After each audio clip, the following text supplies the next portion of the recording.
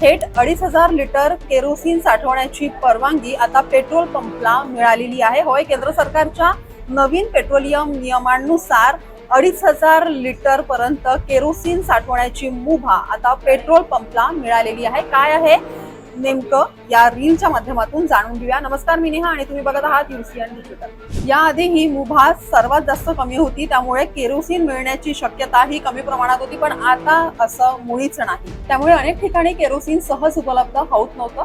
नवीन नियमांनुसार पेट्रोल पंपावर स्वतंत्र आणि सुरक्षित टँकमध्ये केरोसिन साठवता येणार आहे. यामुळे विशेषतः ग्रामीण आणि दुर्गम भागात जिथे अजूनही केरोसिनचा वापर स्वयंपाकासाठी किंवा इतर गरजांसाठी होतो, तिथे मोठा दिलासा मिळणार आहे.